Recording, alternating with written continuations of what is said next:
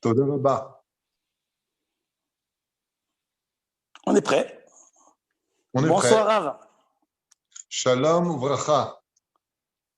Un plaisir de vous retrouver dans Le ces plaisir circonstances. est Dans ces circonstances. Alors, on va aller droit au but. Bon, la Torah, le Rav plutôt va nous faire déjà une introduction que la Torah, c'est pas que pour les Juifs. C'est bien de le répéter, voilà, et de nous expliquer rapidement, brièvement, le message de la Torah pour les non-juifs et le rôle d'Israël vis-à-vis des non-juifs. Voilà.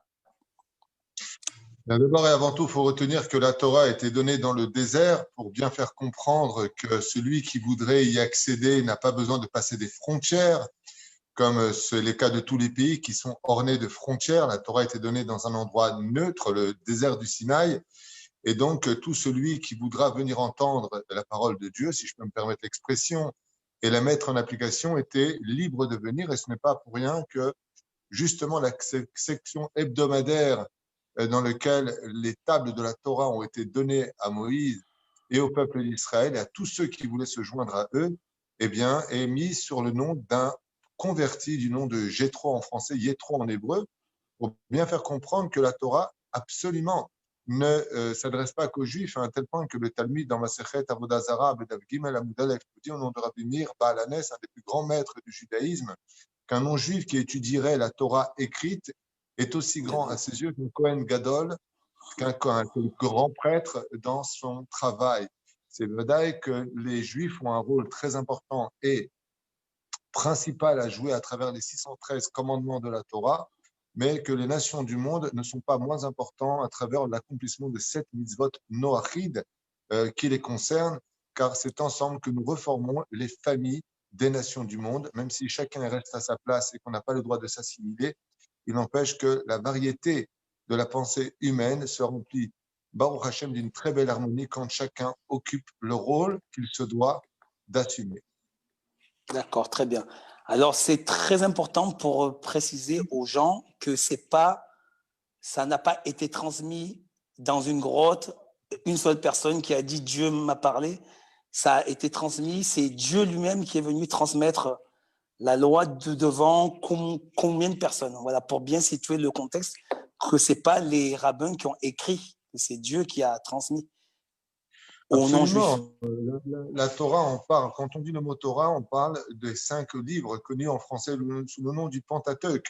Quand on observera la section hebdomadaire justement de Yéthro, du don de la Torah, ainsi que beaucoup d'autres endroits, mais ce n'est pas le but de ce soir, très brièvement, c'est marqué aux yeux de tous les enfants d'Israël. C'est-à-dire que la Torah a été donnée sous le mandat de témoins oculaires de 3 millions de Juifs dans le désert et de plusieurs centaines de millions de Erev Rav, c'est-à-dire de non-juifs qui sortirent avec les enfants d'Israël pour les accompagner dans toutes leurs péripéties jusqu'à l'entrée en Eretz Israël, guidé par le maître spirituel de cette époque, Moshe Rabbeinu.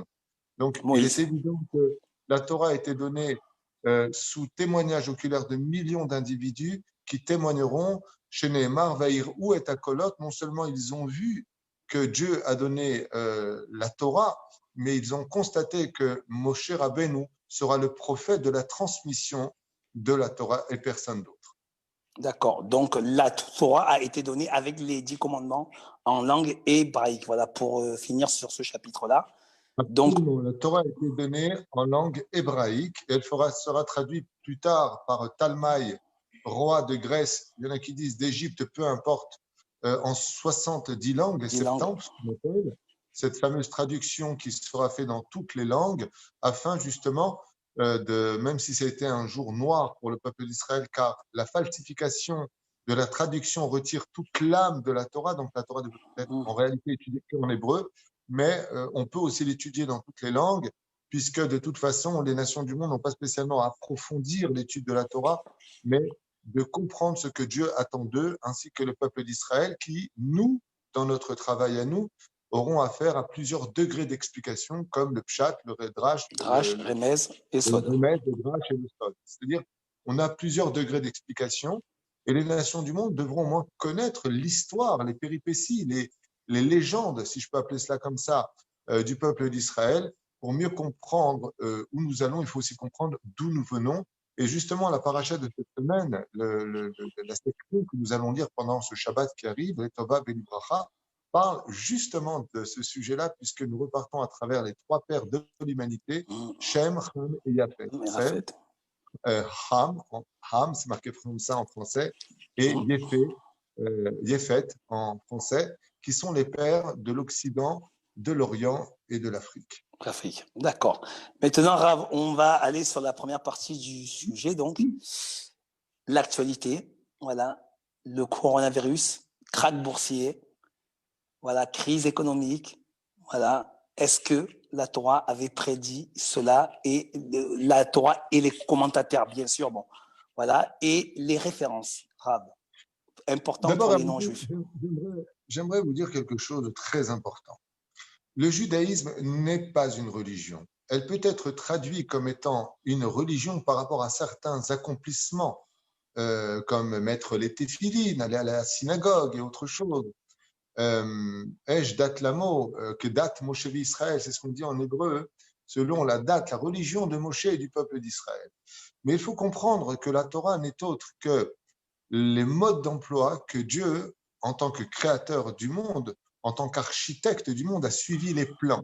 Et donc, s'il a créé le monde avec tout ce qu'il contient pour le meilleur comme pour le pire, c'est que les plans du monde, donc la Torah elle-même, la Torah écrite et la Torah orale, connue sous le nom de Mishnah, de Talmud, de Halakha, des lois juives, parlent absolument de tous les sujets. Et c'est très important de comprendre que par rapport à ceux qui veulent constamment séparer la religion de la politique, ce qui est une très grave erreur, ce qui est presque du christianisme à la limite, de séparer la Torah de la vie sociale, du travail professionnel, de séparer la Torah de la science.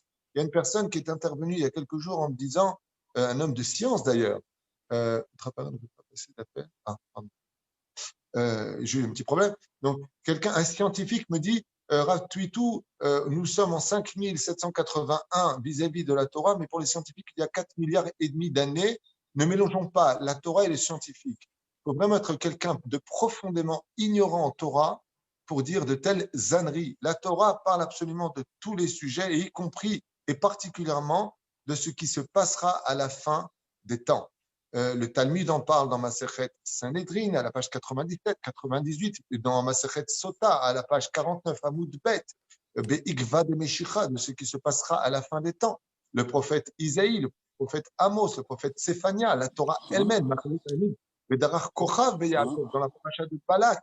En d'autres termes, dans Daniel, mais la liste serait beaucoup trop longue, les références sont très, très nombreuses dans la Torah qui nous parlent justement d'un des sujets des plus importants, puisque de toutes les choses de la création du monde, s'il y a un domaine dans lequel Dieu s'est vanté, c'est trois choses. Dieu s'est vanté en disant, le peuple d'Israël m'appartient, celui qui le maudit sera maudit, celui qui le bénira sera béni.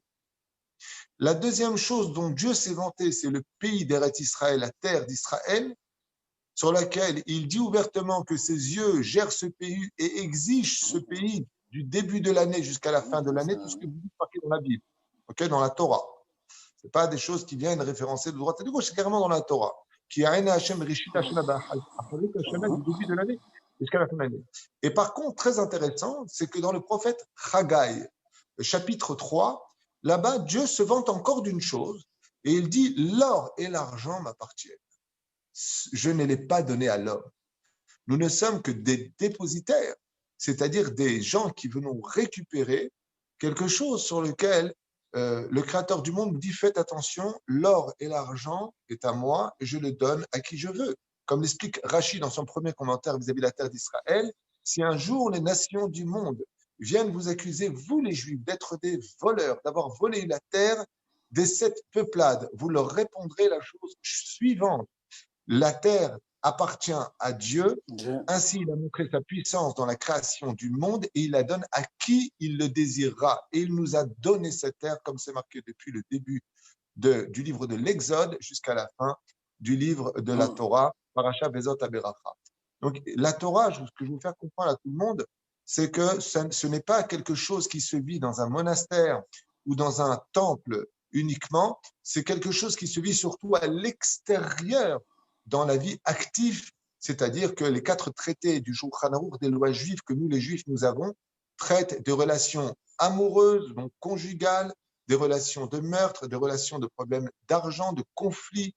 La Torah nous parle absolument de tout ce qui est moral comme immoral, et ce, dans tous les détails, y compris dans le domaine international. Et c'est pour cela que je suis toujours assez choqué de voir des gens qui après 2000 ans d'assimilation, sont devenus religieux dans le cadre de « ne faut pas mélanger la religion avec le fait de s'assimiler ». Par exemple, ce qui est une très grave erreur, puisque dans le monde d'en haut, quand Dieu a créé le monde, il a créé un monde dans lequel il a mis la Torah, parce que le monde vient de cette Torah. Le monde a été créé pour la Torah, qu'on le veuille ou qu'on ne le veuille pas, qu'on Avec paraisse des pour lettres des hébraïques. donc, la Torah peut parler de tous les sujets, même les plus tabous, même les plus difficiles, car elle renferme en elle toutes les réponses, même si des fois elles sont souvent écodées. On en a un après, là. Mais certainement référencées. On en a un après pour finir le live. Un gros sujet tabou, vous allez voir. Donc, merci maintenant de bien nous expliquer. Alors, que dit la Torah? Est-ce que la Torah, par rapport à cette maladie qui est le coronavirus, qui a tout dévasté, l'économie, crise économique, krach boursier, on voit aujourd'hui que les banques centrales impriment de l'argent à partir de rien, or que l'argent était indexé au début sur l'or, sur des richesses, sur des valeurs.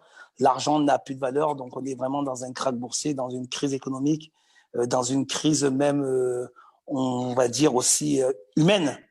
Est-ce que la Torah avait prédit ça? Est-ce que la Torah avait prédit la Première Guerre mondiale, la Deuxième Guerre mondiale, la Troisième Guerre mondiale, le coronavirus, tout ça, voilà. Alors d'abord et avant tout, j'aimerais d'ailleurs faire un rebondi sur, vous savez, il y a en ce moment une petite image qui passe de moi, comme quoi que j'aurais dit l'Europe va le payer très cher parce que patati patata, un cours que j'avais fait il y a à peu près 6-7 ans, après des attaques très très violentes en France, dans du Bataclan, les responsabilités de l'ordre et du gouvernement de cette époque qui était au courant en France et qui n'a absolument rien fait pour empêcher les choses, comme l'ont montré les journalistes par la suite. Mais ce que n'ont pas compris les gens, c'est que d'abord ce message a été complètement faussé parce que je mettais en garde, tout comme la Torah nous met en garde contre la guerre de Gog ou Magog, ou le christianisme avec la guerre de Armageddon, ou l'islam met en garde contre la fin des temps, du dévoilement de Dieu, du jour de la justice, ou même les bouddhistes même, et même les sectes même, les Lef Alpha Abdalim, sans faire de comparaison avec Israël, mais de prévenir de ce qui peut arriver, comme je l'ai fait en disant faites attention de ce qui se passe en Europe, parce qu'effectivement, là, ce ne sera pas ceci et cela, comme disent les prophètes. À la fin des temps, Dieu viendra régler les comptes. Ce n'est pas moi qui le dis. Je citais un livre que n'importe quel abruti aurait pu acheter dans une boutique, à savoir maintenant s'il y adhère ou pas. Moi, je suis rabbin, donc j'explique ce que la Torah explique à mes élèves. Comme c'est sur Facebook, bien entendu, ou sur les réseaux sociaux, ça peut venir dans les oreilles de qui voudra l'entendre. Maintenant, moi, je crois en ce qui a marqué. Et j'explique qu'à la fin des temps, il y a une guerre de Gog ou Magog, connue sous le nom d'Armageddon en français pour les chrétiens, entre autres, et qui explique qu'il y aura une guerre entre l'Orient et l'Occident. C'est une guerre qui est prévue depuis des décennies par nos sages, et non pas moi personnellement. Et dans le message, j'explique qu'effectivement, avec ce qu'est en train de faire l'Europe pour des raisons certainement démographiques, parce qu'il faut beaucoup plus de matrices pour remplir les pays, pour relever justement une économie. Une erreur très importante s'est commise en Europe, c'est qu'avec les Portugais, ça l'avait fait en France, mais là, ce qui est en train de se passer, c'est une islamisation sur le domaine de l'Europe. Et hier ou avant-hier, pas plus que cela, un homme s'est fait décapiter. J'ai expliqué dans un cours ce qu'attendait l'Europe, non pas ce que je souhaitais à l'Europe, mais ce qui arrivera de l'Europe si les choses ne changent pas, et on peut changer les choses. Voilà quel était mon message. Mais bon, il y a toujours des individus qui adorent casser du sucre sur les Juifs et qui adorent particulièrement casser sur les rabbinim. On est dans la période de cassons du Juif ou cassons du rabbin. Donc, je ne veux pas m'attarder sur ce sujet-là, mais ça me fait plaisir de le dire quand même et d'expliquer un peu en public ce qui se passe. Ce qui est certain, c'est que de toute époque, les sectes, comme par exemple le nouvel ordre dit mondial, que tout le monde accuse à tort et à travers, ou peut-être à raison, je n'en sais rien, ça ne m'intéresse pas, les Illuminati. Et il est sûr et certain que dans toutes les époques, il y a eu des gens qui ont voulu diriger le monde, comme Nimrod, Nabucodonosor, Titus, Alexandre le Grand lui-même et bien d'autres conquérants, il y a toujours eu, comme Achashverosh, des gens qui ont voulu diriger les finances, diriger le monde, diriger la vie des autres. Aujourd'hui, Facebook et les réseaux sociaux sont les numéros un mondiaux pour diriger et surveiller nos vies privées à un tel degré que on peut savoir ce que tu as mangé, où tu étais, ce que tu as fait, combien tu as dépensé, de quelle façon tu l'as dépensé par rapport à je dirais, une violation dans la vie privée de chacun de nous. Il y a toujours eu ce pouvoir de vouloir diriger la vie des autres. Et il est évident que le Créateur du monde, comme je vous l'ai dit, il y a trois choses sur lesquelles il met vraiment les points sur les i. C'est la terre d'Eretz Israël qui est toujours au centre de tous les débats de façon générale, que ce soit pour la guerre ou pour la paix. Il y a cette dimension d'être juif, on est constamment critiqué quand on est religieux, c'est carrément nous qui avons amené le coronavirus, alors que 33% de la situation, par exemple en Israël, est orthodoxe, 33, donc ça laisse combien 67 encore de gens qui ne sont pas orthodoxes et qui sont porteurs du coronavirus. Donc on a toujours cette sacralisation du juif ou du religieux et Dieu nous dit touchez pas à mes enfants, ça suffit avec cela. Et la troisième chose, c'est l'argent. Et l'argent est dénominateur de toutes les problématiques qu'on appelle l'effet domino. Quand il n'y a plus d'argent, cela provoque la jalousie, comme les émissions qui sont en train de se faire aujourd'hui, où beaucoup de gens disent, vous trouvez ça normal qu'il y a 2000 milliardaires sur toute l'humanité qui ont autant d'argent. C'est moi ce que j'appelle de la pure jalousie. Pour moi, le parti le plus immoral, même pas pour moi, selon la Torah, c'est le communisme. Parce que dans le judaïsme, il y a la tzedaka. La tzedaka, c'est celui qui a les moyens, qui a eu de la chance, qui a été choisi par Dieu d'avoir cette chance d'être riche et de pouvoir, selon sa volonté, de donner à l'autre. Et dans le judaïsme, on nous apprend qu'il n'y a pas de richesse si ce n'est que de savoir donner, relever. Mais de là à prendre par la force ce qui m'appartient pour le donner à l'autre, sous prétexte qu'on s'appellerait camarade ou toute autre dénomination, c'est ce qu'on appelle de la pure jalousie et du vol. Mais ça, c'est un autre sujet, mais c'est important quand même de le stipuler dans ce qu'on est en train de vivre aujourd'hui avec la jalousie qu'on entend dans les réseaux sociaux à propos de ceux qui ont fait leur fortune, qui l'ont pas volé, qui ont su travailler, qui ont de la chance, qui ont été bénis sur leur travail, et ceux qui se retrouvent dans la difficulté ou sous prétexte, ouais, je ne comprends pas, toi, tu es riche, moi, je suis pauvre, c'est pas juste. Eh bien, mon pote, quand tu regardes ta main, tu vois, il n'y a pas un doigt qui a la même hauteur que l'autre. Et pourtant, c'est ensemble qu'on arrive, avec l'aide d'Hachem, de pouvoir créer le monde. C'est-à-dire que si tu acceptes, toi, de m'aider, de ta volonté, alors tu feras une mitzvah, une bonne action. Mais de là à venir dire, pas de l'argent, tu me le dois, c'est anti-Torah et anti-moral. Et c'est très important d'en parler aujourd'hui parce que la paracha de la semaine de Noir, justement, nous parle des premiers communistes de l'époque qui estimaient que ce qui t'appartient m'appartient et ce qui m'appartient, je veux voir si je peux te le donner à l'occasion.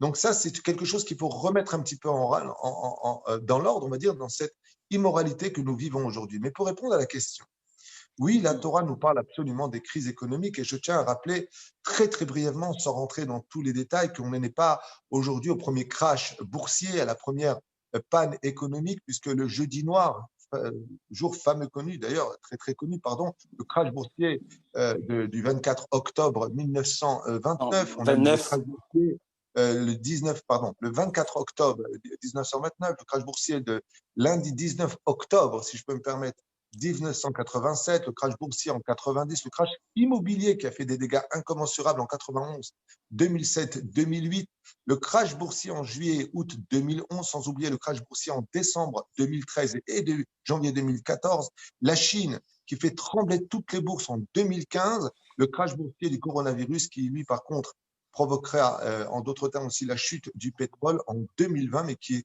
effectivement différente des autres. Et pourquoi est-ce que la Torah nous parle de cela? Parce que quand nous avons des crashs boursiers qui interviennent, hormis le fait qu'il y ait des gangs organisés pour justement essayer de contrôler le monde, chose qui a toujours existé depuis la création du monde. Quand Caïn, le premier assassin de l'histoire, a voulu avoir un total contrôle sur ce qui se passera. Ce sont des choses qui se répètent de génération en génération. Mais ce qu'il ne faut pas oublier, c'est où est Dieu dans l'histoire. Et la Torah nous dit, la Torah orale, dans Masechet Sota, Be'igva de Mishicha, que dans Sanhedrin, surtout dans Sanhedrin, la Masechet, donc dans le Talmud, il y a, juste pour ceux qui ne savent pas quand est-ce qu'a été écrit le Talmud, il y a 1800 ans. Ok? En ben David ba ad sheikale pruta minakis. Velo imtseu dag ladug. Je m'explique. le Talmud, il y a 1800 ans en arrière, prévient l'humanité que dans la génération de la fin des temps, c'est-à-dire avant le renouvellement du monde meilleur, celui qui se définira par étant le Messie. Donc l'islam va dire qu'il vient de chez eux, les chrétiens vont dire que c'est Jésus, nous les juifs on appelle le descendant du roi David, les bouddhistes vont dire que c'est Bruce Lee, les sectes vont l'appeler comme ils voudront, on s'en fiche.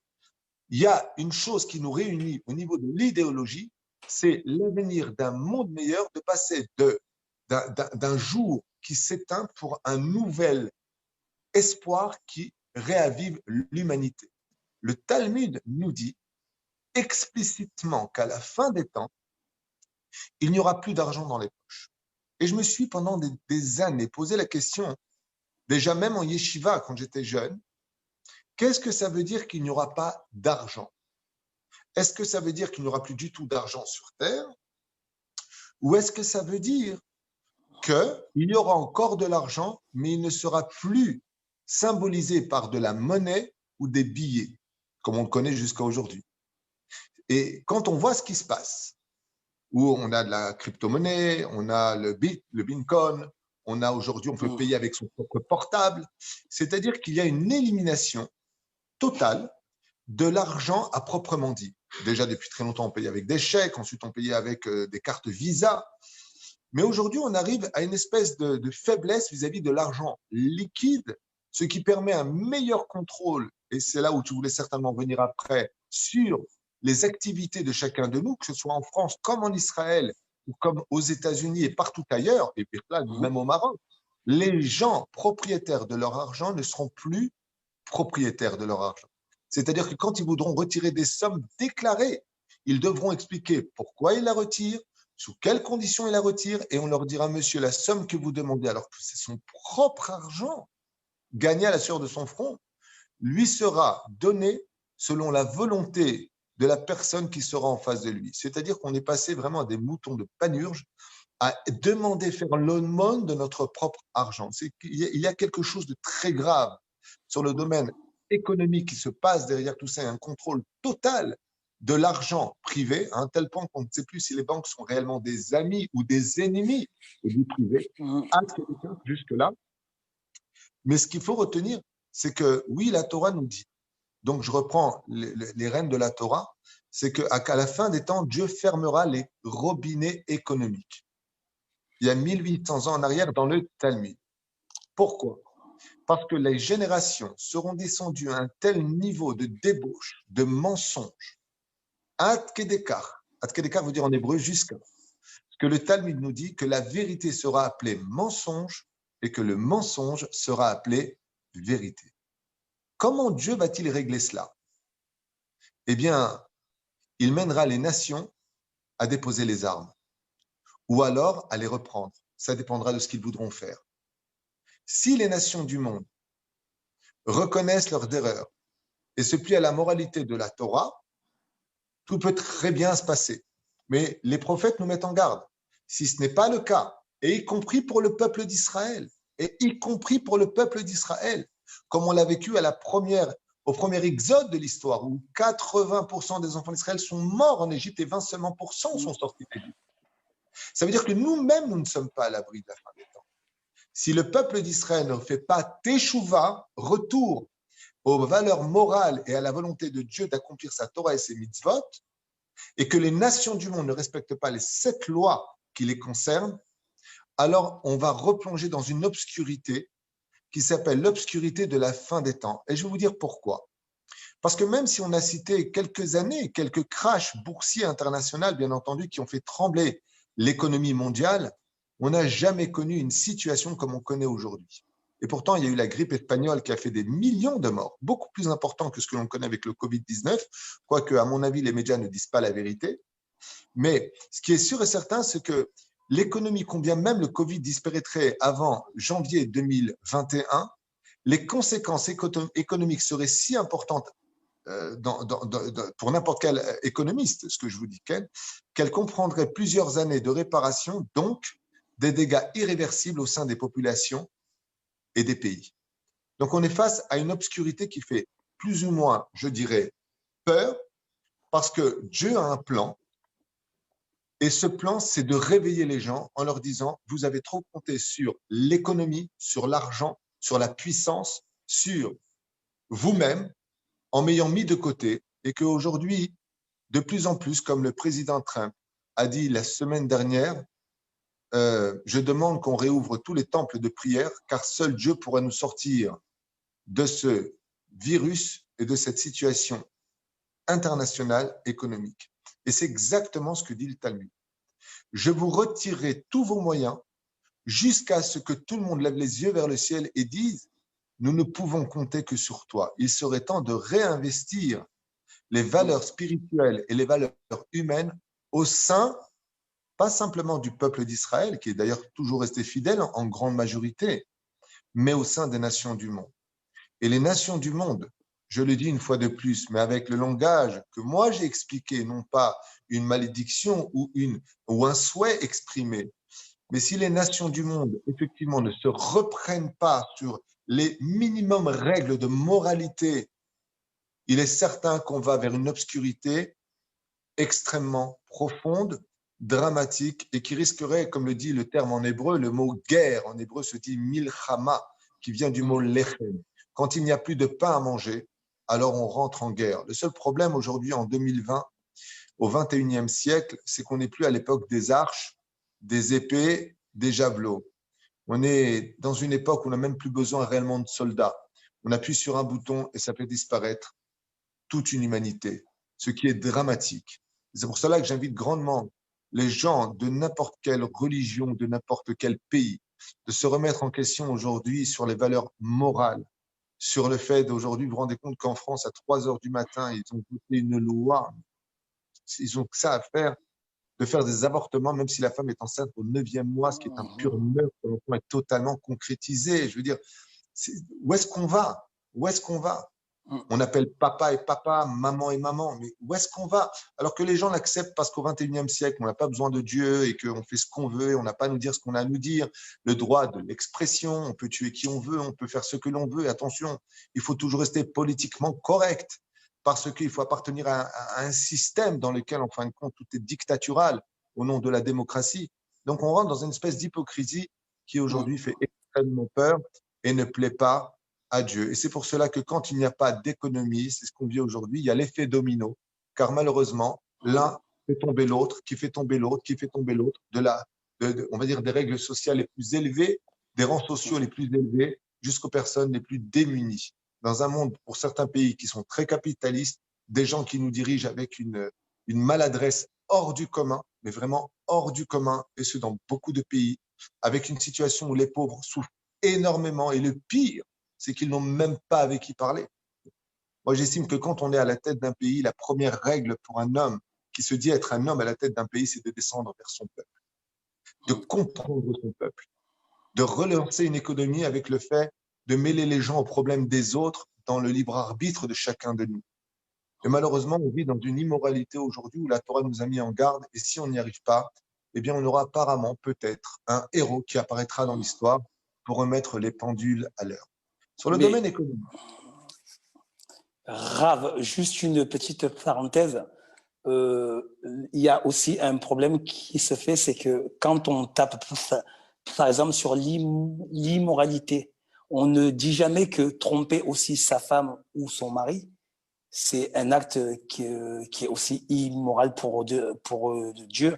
Et c'est pour ça aussi, c'est important de le dire qu'on se doit d'être fidèle.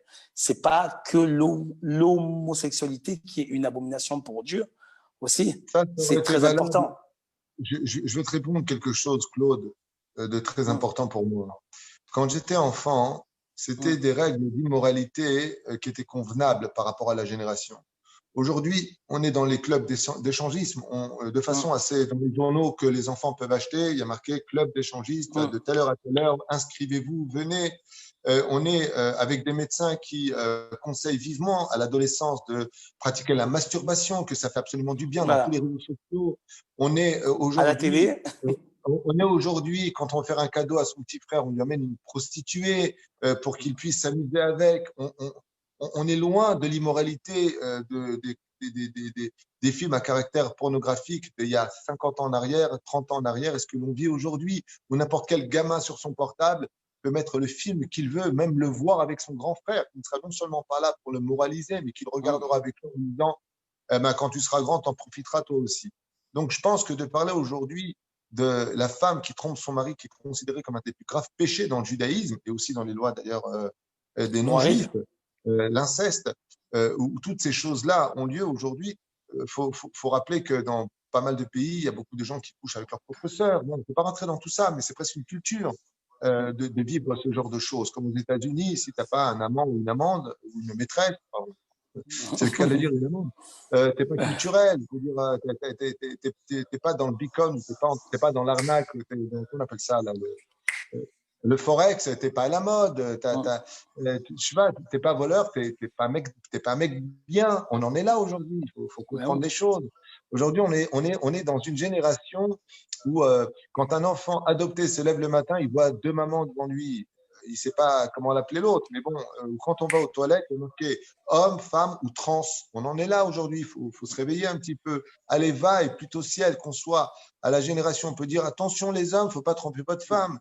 C'est un peu trop préhistorique aujourd'hui parce que non seulement beaucoup de couples malheureusement l'acceptent dans leur façon de vivre les choses, chacun sa vie, mais de qui plus est, ça fait bien longtemps que ces immoralités sont dépassées. Et c'est pour ça qu'on arrive vers un crash sans précédent comme on ne l'a jamais connu dans l'histoire.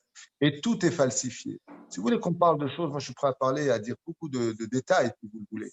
Mais il y a énormément de mensonges et les hommes devront rendre des comptes sur tous ces mensonges qu'ils ont non seulement prodigués au sein de leur nation, mais même vis-à-vis de leurs propres lois, en jouant avec la bourse, en jouant avec les banques, en fabriquant des billets de Monopoly, parce que comme tu l'as très bien dit tout à l'heure, sans monopoliser la parole pour moi, parce que c'est quand même un dialogue, mais tout à l'heure, tu as très très bien dit sur le domaine économique, pour sortir un billet de 100 euros, il faut avoir la valeur minimum de matières premières de 15%, sinon ton billet ne vaut rien.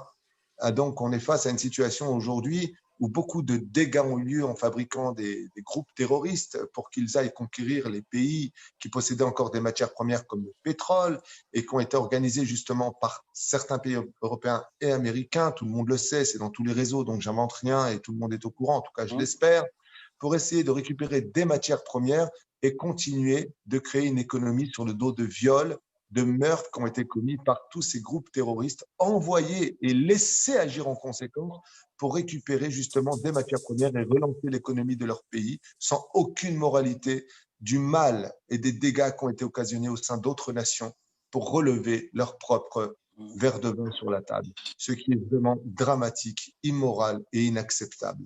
Parce que si ce n'était pas le cas, cela fait déjà très longtemps que l'économie n'aurait pas eu besoin du Covid-19 pour se retrouver en bas de l'échelle, avec une sonnette d'alarme qui devrait faire réagir toute l'humanité. Mais comme on triche, comme les gens mentent constamment, comme on ne dit jamais les vérités sur ce qui se passe, alors Dieu fait agir les choses de telle façon que plus personne n'en ait réellement le contrôle, même s'il y en a qui disent que le Covid-19 a été fabriqué par les hommes et que le but, c'est de créer soi-disant un médicament qui pourra le guérir et donc le vendre pour des trilliards de milliards de dollars et que tout ça. Il y a une chose qui est sûre, c'est que combien même un martinet nous frapperait, il y a quand même quelqu'un qui tient ce martinet. Et moi, en tant que rabbin, je préfère voir celui qui tient le martinet que celui qui me frappe, c'est-à-dire les hommes, les Illuminati, l'ordre mondial ou toutes sortes d'organisations françaises, chinoises, américaines, ou qui tu veux, qui se cachent derrière tout ça. Car si Dieu ne veut pas, il n'y a pas, et si Dieu veut, alors il laisse faire. Et s'il laisse faire, c'est qu'il a un message pour nous en nous disant, ça suffit avec cette façon de mentir, car vous vous êtes pris au piège dans votre propre système, et ce système est défectueux et inacceptable. Et aujourd'hui, nous sommes obligés de repartir à un point zéro, car l'économie est obligée d'arriver aujourd'hui à un point zéro pour redémarrer le niveau pour le meilleur et pour le pire, car dans tout malheur, il y a toujours un germe d'espoir et de bien qui sortira. D'ailleurs, donc c'est cette notion-là maintenant qu'on va traiter, tout est gamzol et tout va, cette notion de Hachem ou Adok Elohim, voir Dieu de partout et encore plus dans l'obscurité. Donc, ce coronavirus, est-ce qu'il n'est pas là aussi pour révéler notre personnalité, comme vous le dites si bien dans les cours de Torah, Koso, Kiso, Kaso? expliquer qu'on voit la vraie nature d'une personne en général dans 3 cas. Je n'ai pas compris la fin de la question.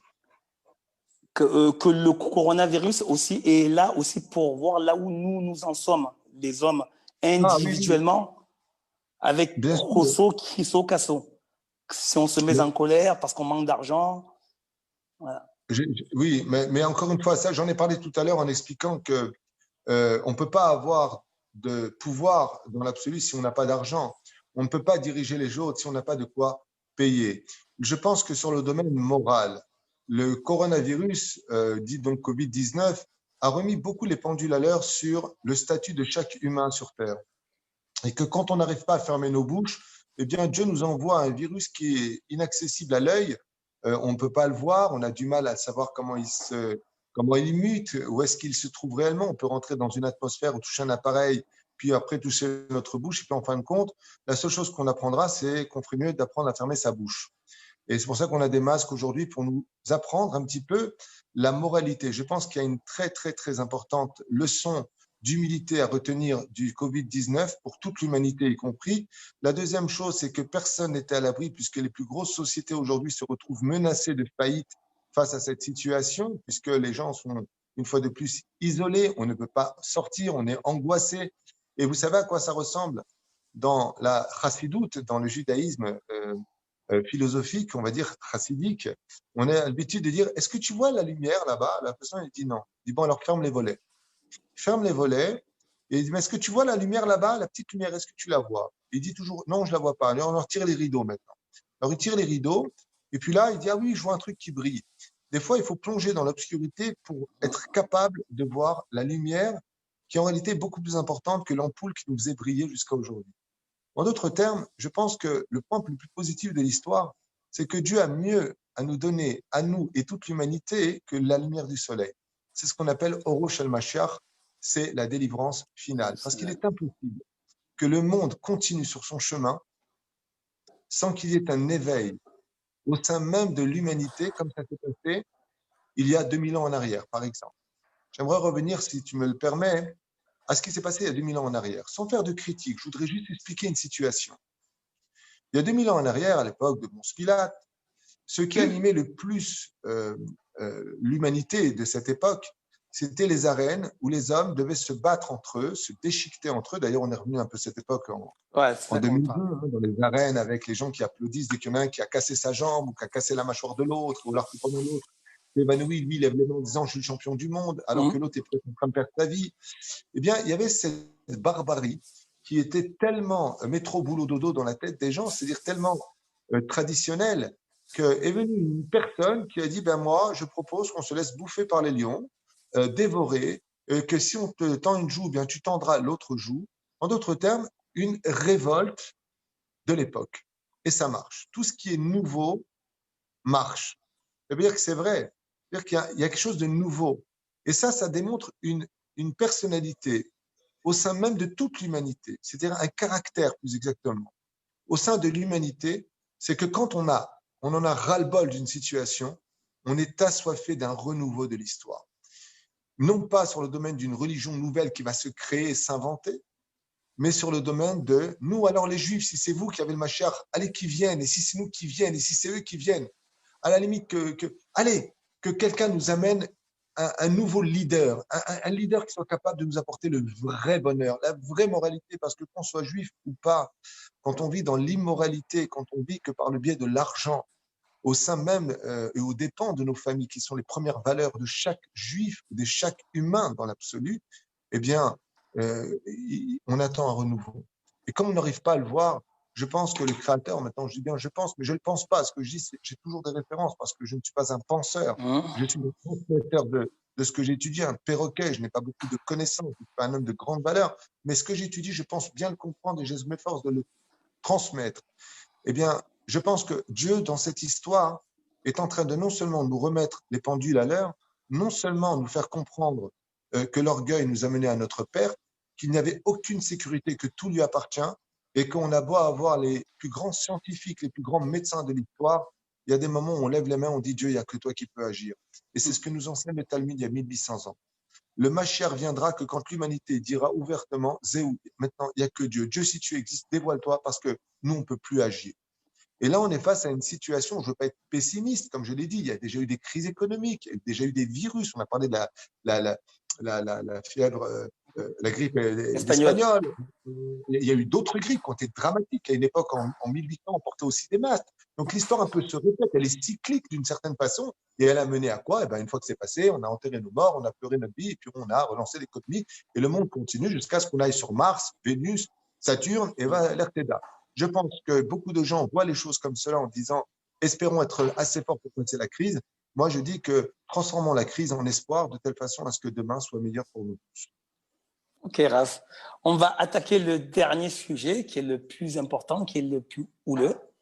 Donc, vous nous avez toujours appris dans vos cours qu'on apprend beaucoup aussi de ce qui se passe dans l'actualité et dans les faits des non-juifs, notamment sur les médias qui ont une influence.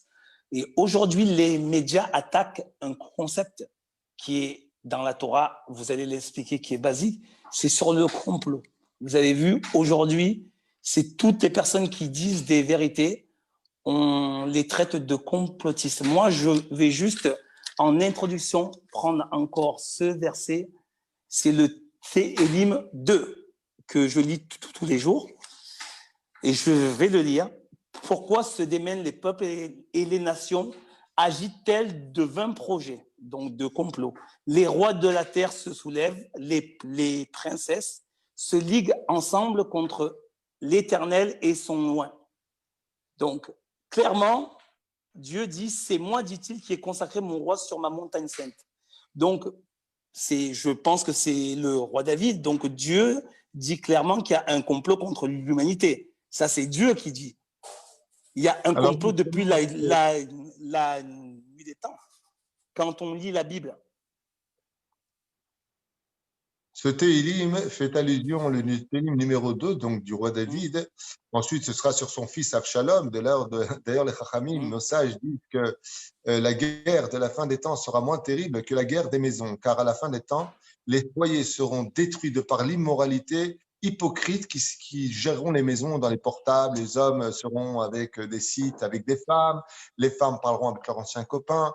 Et toute cette immoralité détruira les maisons. C'est pour cela que la fin des temps connaîtra des divorces comme jamais, jamais, dans toutes les époques, on les a connus. L'hypocrisie sera au summum et les complots sont tellement graves aujourd'hui que quand on ose dire des vérités, je dis bien quand on ose dire des vérités, on est amendé, on est considéré comme fanatique, on est considéré comme menteur, c'est quand même incroyable. On n'a pas le droit de dire des vérités. C'est quand même terrible d'expliquer que, par exemple, aujourd'hui, c'est la fin de l'Europe. Voilà, là, je suis en train de dire ça. Le Rav Twitou, un rabbin fanatique, une kippa noire, a dit c'est la fin de l'Europe. De quoi il se mêle? Mais enfin, excusez-moi, l'Europe ne vous appartient pas, ça appartient à la terre. Et puis, à part ça, ce n'est pas le droit d'expression qui le dit. Je ne suis pas en train de maudire l'Europe, je suis en train d'expliquer que vous vous êtes mis à mort. C'est une personne en France qu'il faut aller voir pour les dégâts sociologiques qui y vivent, c'est Mitterrand. C'est lui le démarrage de tout ce balaga, de tout ce qui se passe en France, de cette économie qui s'effondre, de toute cette insécurité en France et qui se propage. Mais c'est une volonté aussi divine quelque part. Donc oui, les complots existent, mais ils sont très très souvent mal désignés. En d'autres termes, ce sont les comploteurs qui accusent les gens qui osent encore dire des vérités. Ils osent, sous peine d'amende, voire de prison, voire d'expulsion, parce que tout simplement, la meilleure façon de passer pour un innocent, c'est de passer pour la victime. Alors qu'en réalité, ce sont souvent les victimes que l'on fait passer pour les bourreaux, alors que c'est eux qui devraient porter plainte. Et malheureusement, la fin des temps va remettre une chose qui va tuer l'humanité. Je dis bien tuer l'humanité, pire qu'un revolver, pire qu'une bombe atomique, c'est la vérité elle-même. Ouais. C'est-à-dire que qu'est-ce que vient nous apporter la fin des temps? Le dévoilement de la vraie vérité dans le monde. Et quand on se rend compte qu'on s'est trompé toute sa vie, quand on va se rendre compte que les religions, et peu importe laquelle, je ne rentre pas dans les détails, la vérité sortira. Il n'y aura qu'une religion à la fin des temps. Alors imaginez, on va dire comme ça, exactement, que les chrétiens vont dire, ah ben, justement, il a raison. Là, les Juifs vont regretter. Hein, c'était Jésus, notre. Ouais. L'islam va dire, mais maintenant, vous allez voir dans ces moments. Et puis, quand les bouddhistes, c'était Bouddha. Et puis, les autres vont dire, c'était Shiva. Et l'autre, ils vont dire, quand la vérité va sortir dans le monde, quand les gens vont être démasqués, viendra un jour, on va l'enlever, ce masque. Et que la vérité sortira sur toute cette hypocrisie, au sein même du peuple d'Israël, pas simplement chez les nations du monde. La honte sera si grande qu'on préférera mourir que de l'affronter. Et c'est pour ça qu'aujourd'hui, on vit une immoralité. Je vous ai noté quelque chose tout à l'heure que j'ai lu dans Masechet Avot, au nom de Rabbi Nachman, qui dit quelque chose d'incroyable. Le Yetzer Hara, les forces du mal, ont 3 pieds sur terre. La force de l'argent, de la nourriture et de la débauche. Mais celle qui règne sur toutes les autres et qui provoque l'effet domino, c'est l'argent. Ce qui fait que quand tu manges trop, quand tu ne vis que pour manger et que tu ne manges pas pour vivre, tu t'emmènes vers la débauche. La clé première, c'est l'argent. Et les Chachamim nous disent que la seule façon d'arrêter tout cela, c'est de bloquer l'argent. C'est quand même incroyable. Je vous parle d'un texte qui date de 2000 ans en arrière, qui dit qu'à la fin des temps, le Créateur du monde fermera le robinet afin que les tahavot, les envies de la nourriture, de manger, je ne parle pas de manger correctement, on a besoin de manger, il ne faut pas être débile. Je parle de celui qui ne parle que pour ça. Sa vie, c'est que ça. Et la débauche qui s'ensuit ne pourront s'arrêter que quand Dieu aura fermé le robinet de l'argent. Et c'est pour cela que la Gemara dans Sanhédrin nous dit le Mashiach ne viendra que quand il n'y aura plus d'argent, car l'argent provoque l'effet domino. Et c'est ce qu'on vit aujourd'hui. Qui fait que Ani Chashuv Kemet, le Talmud nous dit, écoutez bien ce que je vous dis, ce n'est pas David Huitou qui parle. Moi, ce que j'ai dit personnellement, vous pouvez le mettre à la poubelle, mais ce que dit la Torah, je ne vous le permets pas. Ou alors changer de chaîne. Parce que la Torah est vraie, et je n'ai pas honte de le dire. La Torah est vraie, et seule la Torah est vraie. Tu es d'accord, pas content, pas content, fais ce que tu veux de ta vie. Rak Torah y emet ve'en Torah et la Torah d'Israël. Zéro, ça plaît, pas content. Quand on écoute les imams ou les curés parler dans leur monastère, ils ont le même langage pour eux, mais on les respecte. Mais quand c'est un rabbin qui le dit, mais pour qui il se prend celui-là? Mais c'est pas grave, ça fait partie de la fin des temps, de l'hypocrisie et justement du complot face à ceux qui sont réellement dans la vérité, Baruch Hashem, que Dieu soit béni. Mais la reine, dans cette situation, on comprend que le Créateur du monde va nous amener face à quelque chose de terrible, et je voudrais vous citer des textes qui sont très durs à entendre, mais qui disent comme ça, écoutez bien, parce que dans la mauvaise nouvelle, il y a une très bonne nouvelle, en espérant que de bonnes nouvelles pour toute l'humanité. Amen. Amen. Au lieu de prendre vos vies, dit Dieu, c'est marqué dans le prophète Isaïe ou Irmiaou, je ne me rappelle pas un des deux, il dit, eh bien, au lieu de prendre vos vies, je prendrai votre argent. En hébreu, le mot vie, le sang, se dit damim. L'argent en hébreu se dit aussi damim, c'est le même mot. Kesef et damim veut dire de l'argent. Pour laisser vivre le monde, Dieu proposera un marché aux 70 anges responsables des 70 nations. Je prendrai votre argent au lieu de prendre vos vies. Peut-être que ainsi donc, vous ferez teshuva. Quand on lit la paracha de la semaine, qui est la paracha de Noé, donc j'invite toute l'humanité à lire la paracha de Noé en anglais, en chinois, en arabe, en ce que tu veux, en hébreu, en français, comme tu veux. Regardez ce que dit Dieu dans les textes. Même si je parais pour être un espèce de prêtre juif, je ne suis pas un, comment on appelle ça, là, ceux qui viennent convaincre les autres, non, pas un gourou, les missionnaires. Je ne suis pas un missionnaire. Je ne vous volerai pas votre libre arbitre. Mais pourquoi il y a eu le déluge sur Terre? D'ailleurs, c'est un des rares faits bibliques reconnus par les historiens. Ah oui, et par les j'ai le livre, là, il est là.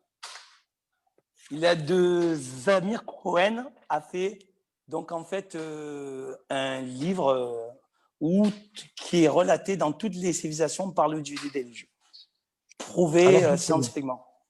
Alors écoute bien. Alors écoute bien. Qu'est-ce qui s'est passé? Les premiers versets de la Torah, donc de la Bible, de la paracha de Noé, si vous préférez, nous disent qu'étant donné que le monde s'était débauché complètement et que les uns allaient avec les autres, écoutez bien les textes, ce n'est pas moi qui les ai écrits, on parle de la Bible. Ne m'attaquez pas en procès en disant, t'as vu ce qu'il a dit? Abruti. Les hommes allaient avec les hommes avec les animaux, les femmes avec les femmes avec les animaux, les femmes avec leurs frères, les frères avec leurs beaux-frères. Un truc de fou. C'est marqué comme ça. Regardez Rachid. Et la deuxième chose, le vol. Car à cette époque, eh oui, il y avait déjà des idées communistes qui se levaient et qui estimaient que pourquoi tu as une belle femme, je te tue pour la prendre. Pourquoi tu as plus d'argent que moi, c'est pas normal. Qu'est-ce qu'a fait Dieu? Réponse de Dieu. On y croit, on n'y croit pas. Je parle d'un... Allez, on va appeler ça un bouquin historique. Ça vous va?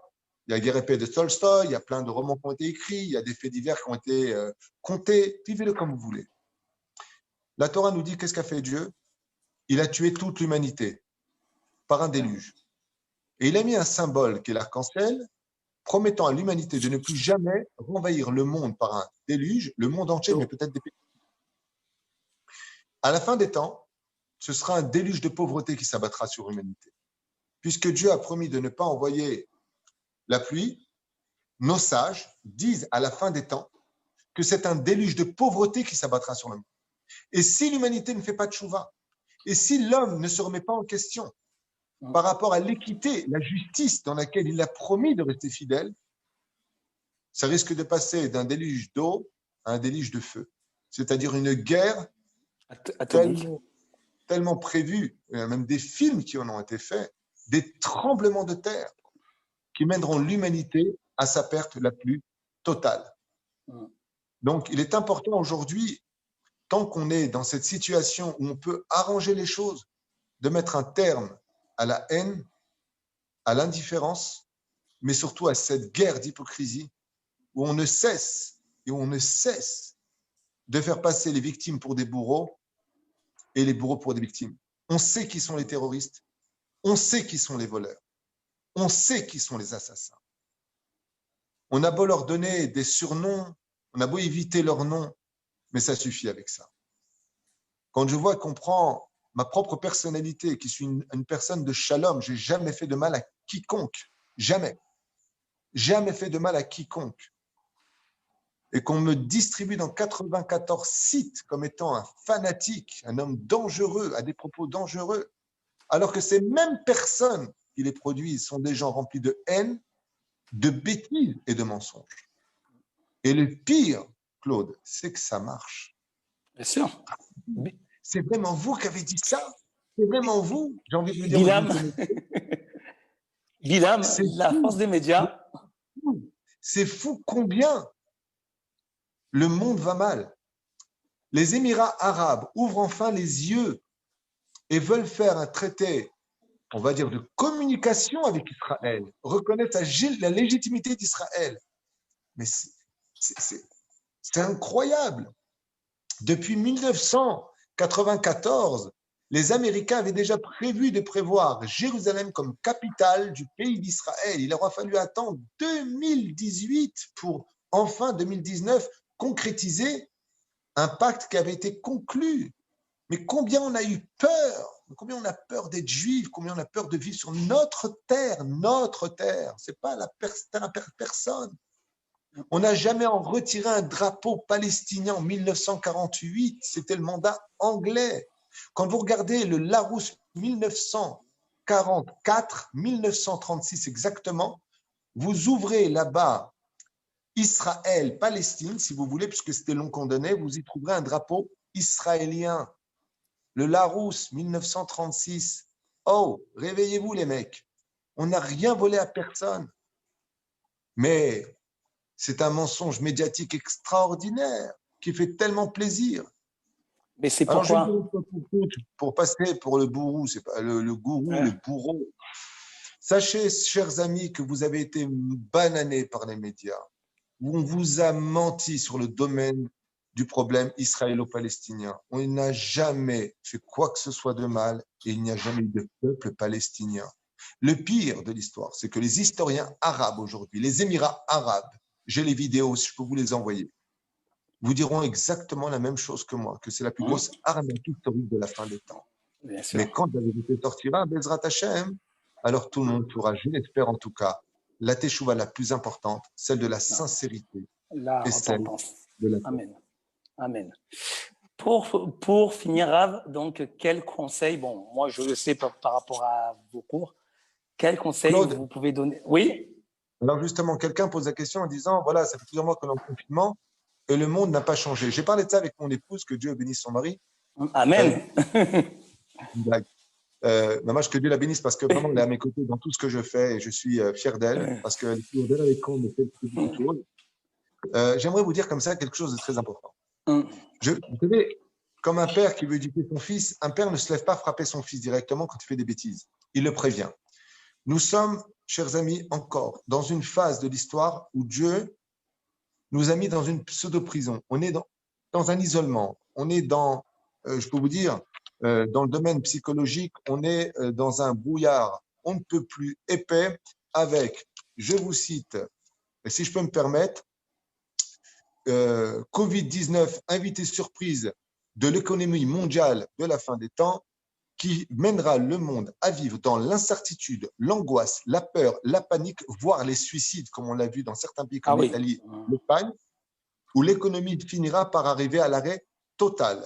Des banques mises en danger qui mettront donc tout l'argent des privés en danger.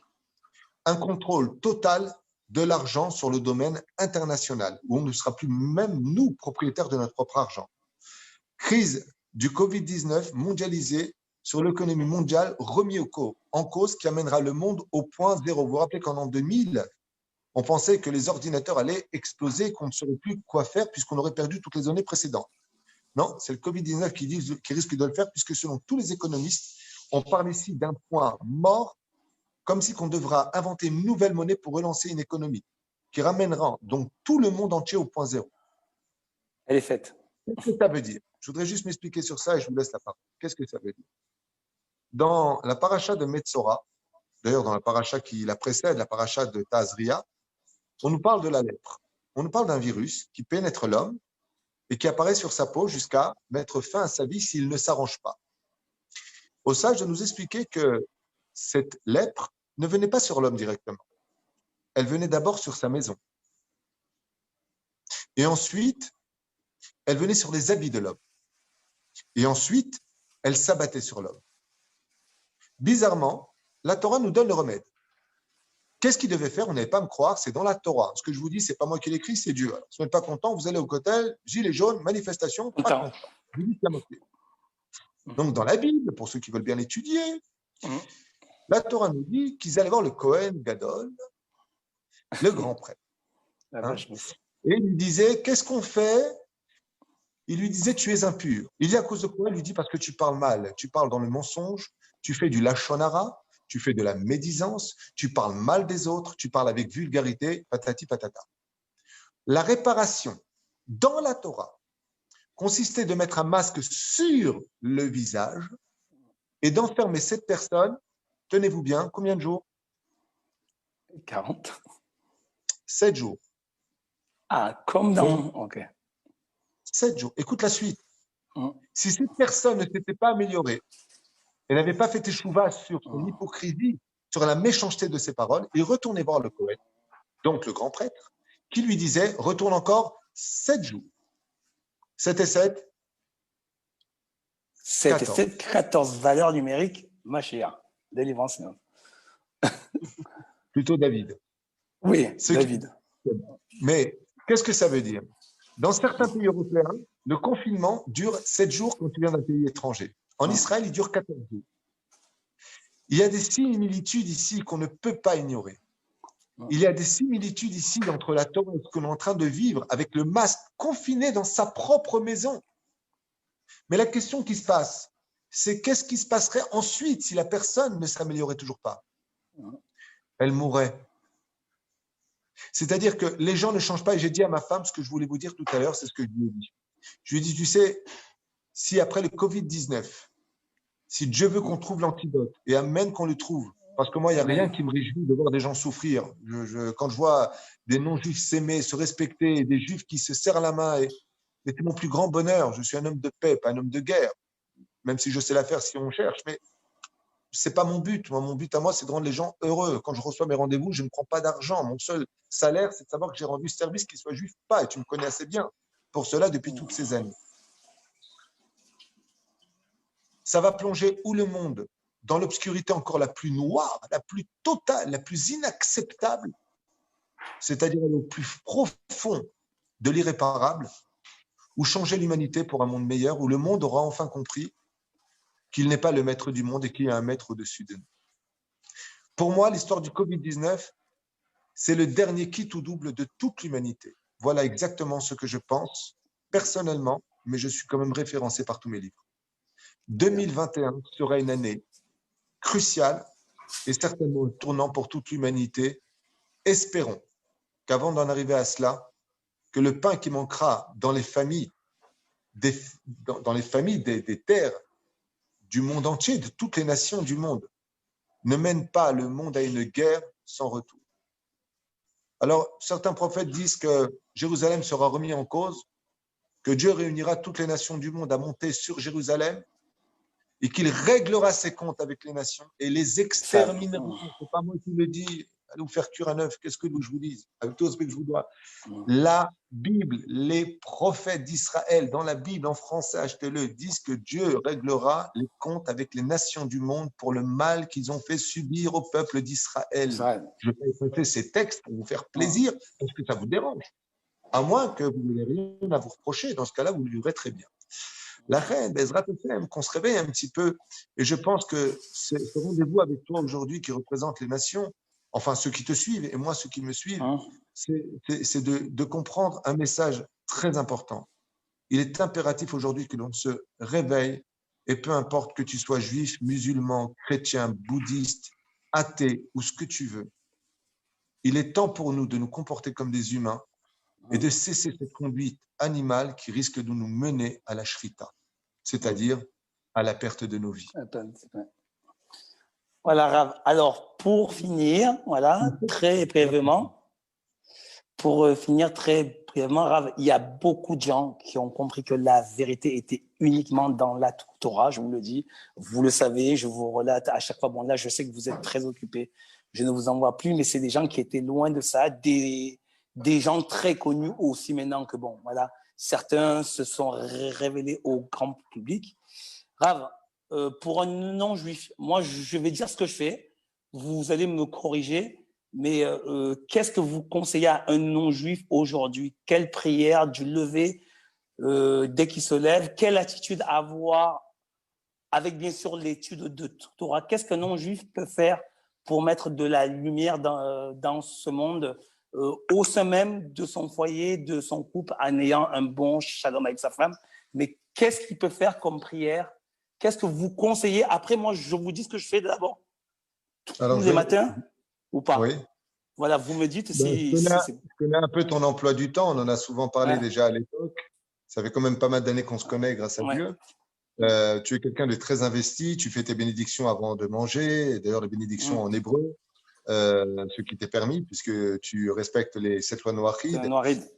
Mais pour répondre brièvement à ta question, d'abord et avant tout, la première chose que j'aimerais faire passer comme message, moi qui n'étais pas du tout religieux pendant une longue partie de ma jeunesse et qui était persuadé que le monde avait été créé par le Big Bang et que l'homme venait du singe, c'est que, après avoir étudié d'ailleurs, je tiens à le dire aussi, la théologie chrétienne, j'ai étudié l'islam, y compris le bouddhisme, de façon, on peut dire, autodidacte, certes, même si j'étais attaché à certaines personnes pour poser des questions. Et après, j'ai fait mes études de rabbinat en yeshiva. Donc, si j'ai quelque chose à vous dire, moi qui ai traversé toutes ces étapes de la vie, c'est de vous convaincre d'une chose, c'est que Dieu existe. Vous pouvez l'appeler comme vous voulez, mais sachez vraiment que Dieu existe. Et en quoi ça vous engage d'y croire? Eh bien, ça vous engage au fait que si Dieu existe, ce n'est pas le Dieu d'Aristote, de Platon ou de Socrate dont je parle, quoiqu'ils avaient pas mal de bonne moralité au niveau de leurs enseignements sur certains détails que j'ai aussi étudiés à l'occasion, mais Confucius, je le mets aussi dedans. Mais ce qui est sûr, c'est que le fait de savoir qu'il y a un Dieu, c'est que ce Dieu-là n'est pas un Dieu qui a laissé la terre pour les hommes et lui, il a pris le ciel, comme le prétendait César. Mais bien au contraire, que Dieu est investi dans vos vies privées, qu'il surveille vos pensées, vos paroles et vos actions, sachez-le. Ce n'est pas un complot divin. Et que si vous avez créé une bouche, ce n'est pas pour l'utiliser pour l'hypocrisie et le mensonge, mais pour lui adresser des paroles. C'est pour cela que l'un des plus grands remèdes que je puisse donner à mes amis non-juifs, c'est de leur dire parler avec Dieu tous les jours. Tous les jours. Et rattachez-vous au minimum de la moralité, des 7 lois noachides, qui ne sont que des lois qui différencient l'homme de l'animal. Surtout en ce qui concerne l'impureté de l'esprit, d'être beaucoup plus moral, sans pour autant rappeler vos arrière-grands-parents ou arrière-arrière-grands-parents, comme à l'époque de Camus, par exemple, en France, à Marseille, à la Canebière. Il y avait de la moralité. On ne faisait pas trop de mal à sa femme. Quand on regardait une femme, on dit, bon, il faut que tu arrêtes. C'est pas joli ce que tu fais. Respecte les personnes plus âgées que toi. Je ne parle pas de préhistoire. Je parle simplement de vos parents ou arrière-grands-parents. Donc, il serait bon, Béhémet, pour les non-juifs aujourd'hui, de lire des Téhilim, de faire des psaumes. Ce serait génial d'apprendre à se respecter, à bien parler, cette vulgarité qui ne cesse de détruire et faire du mal. Oui, je pense qu'on restera dans le cadre gentil, mais respectable. Allez, vaille, que déjà on quitte cette notion que l'on vit aujourd'hui dans les médias et dans la vulgarité extrême de ces défilés insupportables et inadmissibles, mais pourtant tellement récents, comme si qu'ils avaient existé depuis des décennies, d'hommes déguisés en femmes, de femmes qui s'embrassent en public devant des enfants, où on justifie des allocations familiales avec adoption d'enfants, dans l'immoralité la plus totale. C'est-à-dire un pédophile se fera arrêter, fera de la prison. Mais quand tu acceptes un enfant qui grandit dans une maison où il y a 2 hommes qui sont dits mariés ensemble, quelle vérification tu vas faire avec leur enfant? Où est-ce qu'on va? Où est-ce que va l'humanité? Où est-ce que va l'humanité quand quelqu'un qui assassine, on lui trouve des raisons et des maladies, mais la famille elle-même qui pleure son mort, on lui fait juste une cérémonie et on dit goodbye. Une juive fenestrée qui accueille un arabe, hein, c'est pas un chinois, c'est un arabe, c'est pas un arabe, hein, ok? Elle lui donne à manger, elle le reçoit, elle lui ouvre la porte, il la prend, il la jette de l'autre côté. Où est-ce qu'on va? Où est-ce qu'on va? Jusqu'où va aller l'injustice? Alors mon conseil, si vous le voulez, réinstaurer l'injustice et arrêtez de vous faire bananer par les médias. Arrêtez de croire un système dans lequel on vous manipule depuis des décennies, et surtout en ce qui concerne les Juifs. Mon plus grand conseil, si vous voulez être béni, bénissez les Juifs et ne faites jamais du mal à un Juif. Parce que la clé finale de toute l'histoire du peuple d'Israël, qu'on le veuille ou pas, ce sera les Juifs. Vous savez qu'à la fin des temps, qui vivra verra. À ce qui paraît. C'est rien. Vous allez être très déçus, les antisémites. Ce que je vais dire va vous déplaire. Non! J'en rigole. Ce qui paraît, hein, à la fin des temps, le peuple d'Israël deviendra, même les Chet Kohanim, ils deviendront tous des Kohen. Alors qui deviendra Israël? Eh bien, les non-juifs. Les non-juifs prendront la place du peuple d'Israël et le peuple d'Israël prendra la place des prêtres pour les nouveaux, entre guillemets, juifs de l'histoire, ce qu'a voulu faire croire justement à l'époque, il y a 2000 ans, Jésus. Il s'est basé sur des faits qui arriveront à la fin des temps, mais il les a pris pour lui. Mais bon, la vérité sortira et tout le monde un jour dansera d'allégresse et de joie main dans la main. Ça, c'était mon message. Parlez avec Dieu. Devenez meilleur. Arrêtez de vous faire du mal. Arrêtons de se faire du mal. Et pour les Juifs, j'aimerais vous demander 3 choses. Alors, puisque tu me lances sur ce sujet-là. Première priorité, la paix. Rejoignez votre terre dans les meilleures possibilités et conditions du monde. Troisième, faites attention à Shabbat. La carte d'identité d'un juif, c'est Shmirat Shabbat. Faites attention à la débauche. Faites attention aux Zera Levatala. Faites attention de ne pas parler de mal de quiconque. Faites attention d'accomplir la mitzvah la plus importante. Même j'ai dit 3 choses, je suis tunisien, ça fait 5.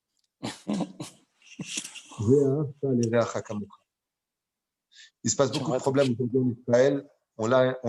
Comme on dit, on lâche le linge sale en famille. Mais je demande vraiment à tous les Juifs d'Eretz Israël, en tout cas tous ceux qui nous écoutent, Ben Atzarfetim la Israélim, la Simketz, la Sin'a Azot, la Aflaya Azot, de mettre un terme à cette ségrégation, de dénigrer l'un et l'autre, de croire que le monde religieux ne sert à rien, de croire que c'est toujours pour les Juifs que tout arrive, que c'est à cause des Juifs qu'il y a le virus aujourd'hui. Non, je rappelle que le virus est sorti de Wuhan en Chine, fabrication franco-chinoise, pour ceux qui veulent un peu plus de renseignements sur comment ça s'est passé, et ainsi de suite. On arrête constamment de voir les défauts chez les uns et les autres et qu'on s'occupe de nous-mêmes. Ouais. Et j'espère que Bezrat Hashem, je le souhaite, j'espère que la France et l'Europe s'en sortiront, même s'ils ne cessent à mes yeux personnels de commettre beaucoup d'erreurs sur le domaine démographique, sur le domaine politique et sur bien d'autres domaines. Mais si Dieu veut, la vérité sortira et il y aura un roi pour tout le monde à la fin des temps. Chose que Amen. Tout le monde attend. C'est d'ailleurs le seul point sur lequel tout le monde s'accorde en disant qu'on est un seul vrai leader, non pas qui s'impose, mais que tout le monde accepte et honore. Amen. Merci beaucoup, Rav. Et juste cette notion, je viens d'avoir une question. J'ai des amis à moi juifs que je leur ai expliqué que il y a beaucoup d'antisémites. Il y en a qui sont antisémites parce qu'ils veulent l'être et il y en a qui le sont aussi parce qu'ils ont eu, à cause des médias, des mauvaises relations avec des juifs. Ils ont été lobotisés par des médias. Donc, c'était aussi pour dire à mes amis juifs de leur dire que vous avez cette mission d'être hors la goïm, lumière pour les non-juifs, de nous amener aussi à la vérité par vos comportements. Et aussi, comme vous l'avez dit dans plusieurs cours, c'est cette crainte de Dieu, Réchit Rorma, Yirat Hashem, voilà, de vraiment craindre Dieu et de ne pas se croire que parce qu'on est juif, tout est permis, que le comportement d'un juif vis-à-vis d'un non-juif, même si celui-ci n'est pas croyant, il compte aussi dans le ciel, quoi, parce qu'il y a certaines personnes, sans faire d'accusation, qui prennent certains mots de rabbinim qu'il y a une humilité, or que c'est bien le contraire. Voilà. Absolument, et c'est pour ça que j'envisage et je continuerai sur mon chemin avec l'aide d'Hachem, car je crois en ce que je fais. Et ça porte ses résultats. Je vais te dire quelque chose, Claude, et je m'adresse en même temps à tout le monde, et je n'ai pas honte de le dire, puisque les messages, mon épouse les écoute, elle peut en témoigner. J'ai pas mal de musulmans, de chrétiens, de gens sectaires qui m'ont envoyé des messages après avoir écouté plusieurs de mes cours et qui m'ont dit la phrase suivante, et je recite un musulman antisémite qui a rêvé toute sa vie de casser des os de juifs, c'est ses termes, je reprends ce qu'il m'a dit. Pour moi, la vie était faite pour casser des os de juifs. Voilà ce qu'il m'a dit. Il m'a dit comme ça fait 1 an que j'écoute vos cours. Non seulement je suis devenu prosélyte, mais je demande pardon aux juifs car on ne vous connaissait pas. Je me suis laissé endoctriner. Il y en a qui disent, ouais, les juifs, ils prennent l'argent. Rabbi Nachman, il dit, les juifs aiment l'argent, mais l'argent aime aussi les juifs. Les juifs portent une bénédiction. Sachez que ce n'est pas les juifs qui font de l'argent. C'est que le Créateur du monde nous bénit sur notre chemin pour que l'économie passe effectivement par les juifs parce qu'on est porteur de bénédiction. Or, la goïm, ce n'est pas qu'un enseignement philosophique. Il y a aussi des juifs qui ne le savent pas. Il y a aussi des juifs qui vivent dans une très grande précarité. Il y a énormément de pauvres aussi au sein du peuple juif. Mais de façon générale, moi, j'inviterai grandement les nations du monde, chaque non-juif, avant de jeter une pierre sur un juif ou une insulte ou quoi que ce soit, d'apprendre à nous connaître et d'arrêter d'être manipulés, motivés, à nous haïr, à nous détester et à vivre sur des préjugés. Alors que, Béhémet, quand on apprend à nous connaître, moi j'ai eu beaucoup d'entretiens avec des non-juifs qui ont fini en me disant, Rav Tutu, vous êtes quelqu'un de merveilleux, j'ai envie de fréquenter que des juifs et des choses comme ça. Maintenant, encore une fois, nous, on n'a pas le droit de s'assimiler, on ne peut pas se marier avec des non-juifs, c'est sûr, mais on n'a aucune haine vis-à-vis de personne. Et on peut dire que même après l'Holocauste, Israël a été le premier pays à tendre la main à l'Allemagne pour qu'un traité de paix se fasse entre nous et que des relations diplomatiques interviennent. Le peuple d'Israël oublie très souvent ses souffrances et de qui plus est, c'est un peuple qui ne recherche que la paix. Il faut le savoir, on l'a cherché pendant des décennies avec nos voisins. On a reçu des missiles sans réagir. Je rappelle la guerre du Golfe, je rappelle plein d'autres événements. On a reçu pendant pour que vous sachiez une petite idée comme ça, que les gens ne savent peut-être pas, plus de 8981 missiles sur 8 ans sur la ville de Gaza. de Gaza, alors qu'on n'a pas réagi parce que les Américains nous interdisaient de réagir. C'était un mode de hippie. On avait les bras croisés, on ne pouvait pas agir parce que Dieu nous a donné une leçon de morale. On croyait que c'était l'armée qui nous sauverait. Dieu nous a dit, vous voyez, je vous ai donné des armes, je vous ai donné une armée, que Dieu bénisse notre armée, mais vous la fermerez. Voilà exactement ce qu'on a vécu. Donc, on vit des choses aujourd'hui qui doivent éveiller que pas simplement le peuple juif ne peut pas vivre sans Dieu, mais que les nations du monde ont très, très rapidement intérêt à réaliser que Dieu est partout et que ce monde lui appartient et qu'il est le patron unique. Et si on n'y arrive pas par la pensée, on le réalisera peut-être quand on sera arrivé au plus bas de l'échelle, chose que je ne souhaite pas, ni pour nous, ni pour vous, ni pour personne. Merci Rav, et à très vite, je vous souhaite une bonne soirée. Et encore merci à cette veille de Hanouka de nous mettre encore de la lumière parce que on en a besoin, vous savez. Je voulais dire que la prochaine fête, ce sera Hanouka, le 25. Et oui. Parce que ce soir, il y a une grande lumière. Ce soir, c'est la Iloula, c'est le jour anniversaire du départ d'un des plus grands maîtres, des plus grandes lumières du 21e siècle. C'est le Rav Ovadia Yosef. Ce soir, nous souhaitons faire des prières, nous donnons des bougies pour un maître qui a été respecté, puisqu'il y avait plus d'1,2 million personnes le jour de son enterrement. Le maître de la loi juive, qui comprend d'ailleurs beaucoup de tendances différentes, Maran Arav Ovadia Yosef, Sruto Yegan Alenu et Bezrat Hashem, je le demande aujourd'hui, c'est ça Iloula, qu'il prie dans le ciel devant le Créateur du monde avec tous les autres tzadikim pour que nous ayons de bonnes nouvelles, pas simplement que pour le peuple juif, pour toutes les nations du monde, et qu'on voit que des visages illuminés par l'amour du prochain et la sérénité, l'équilibre, sans pathologie, sans critique, sans guerre, si ce n'est que d'être heureux. Parce qu'aujourd'hui, le plus grand ennemi de nos vies, c'est nous-mêmes. On s'empêche d'être heureux, on s'empêche d'aimer, on s'empêche de croire au bonheur. Alors qu'il est juste tapis à notre porte, il suffit simplement de l'ouvrir et de lui sourire. Amen.